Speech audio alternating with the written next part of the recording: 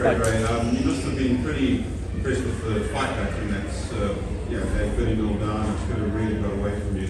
Yep. And probably dominated the next 20-25 minutes of practice this thing. So, yep. What have the youngsters taken out of this total?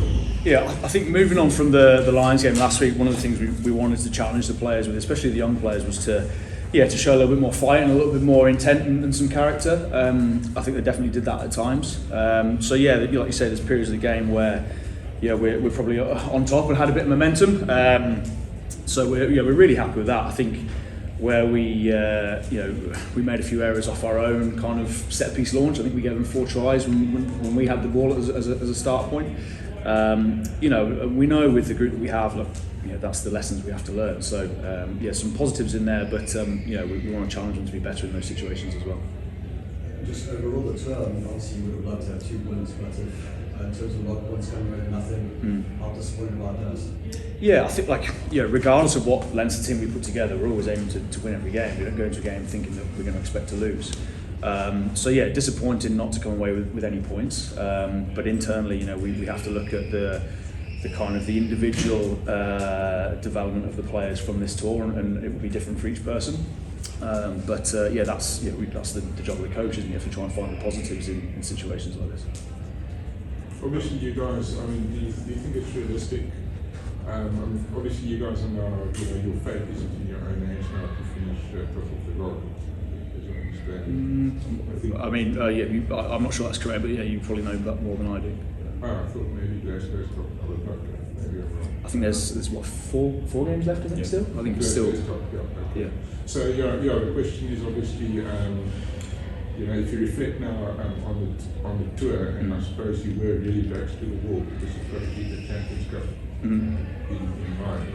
So is it realistic, do you think, to focus on 2 competitions? Do you sort of just this isn't such a disaster for you because really it's all about the Champions Cup? Look, we never want to lose games. That's definitely one thing. Like I said, regardless of what team we put out, we never want to lose games. But I think the reality of trying to win 2 trophies every year, and we do desperately want to win 2 trophies every year, that's always the goal. The reality is at some sticking points of the season, you're going to have to make some decisions on selection and definitely not prioritise one over the other, but make some decisions around is it really viable to play the same group 5 weekends in a row when they're all big games. That's the conversation we have to have and the decisions we have to make. Just on that point, you might end up playing the final to get to the semi-final. So how important was this to developing this group that could potentially play the URC games?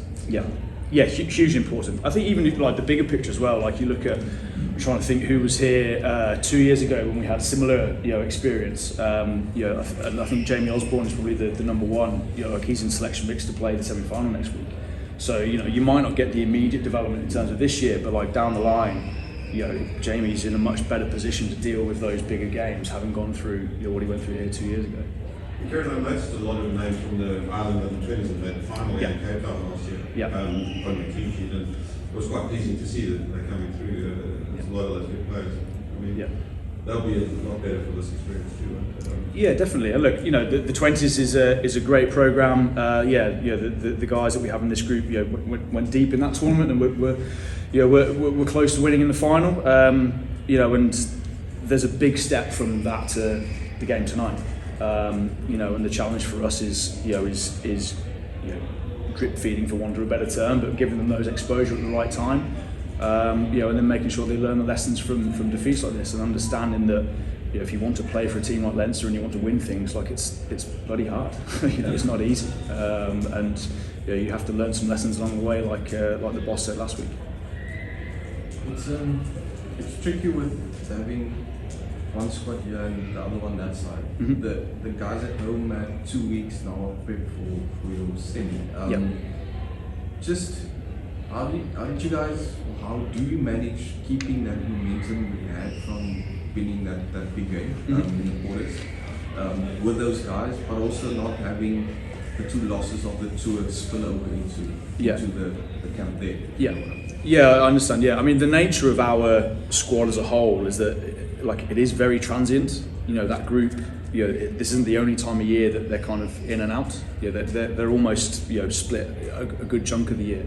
That group goes away in November, they come back a little bit over Christmas, then they're away again for Six Nations. So it's something that internally we're probably more used to than people externally understand. So like as in the work they're doing back there, Jacques was here till Tuesday. We front loaded the defence messages this week so that he was still here delivering the same as he would normally do. And he just then went on Tuesday. So in terms of the prep they're doing back there, I'm not overly sure. We're just focused on what we're trying to do out here. Kieran, can you give us a sense of what Jacques brought to Leinster? From South Africa, we don't speak here every week, so give us a sense of what he's done. I think, look, obviously it's a new defensive system. We're doing a good few things different from there. So there's some technical, tactical stuff within that.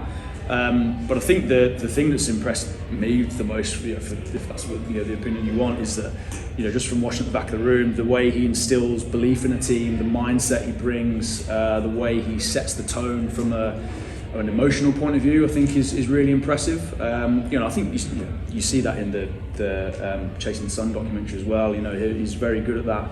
I think that's certainly different to maybe how we've done it previously. And he's a really high performing individual, and it's a pleasure to watch him do what he does every week. Because I thought that quarterfinal against La Rochelle, just the line speed, getting up, making another just the intensity never wavered for 80 minutes. I mean, I know that's different, but it felt a bit different watching from a million miles away. Yeah, I think there's probably a good few moving parts in that. Obviously, Jacques is one of them. That group obviously has a bit of a history with La Rochelle as well, which probably drives a bit more of that bite.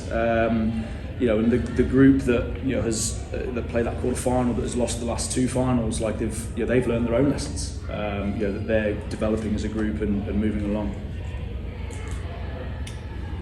Okay, folks, thank you very much. Kieran, thanks for your time. Cheers. Thank you, everyone. Good evening.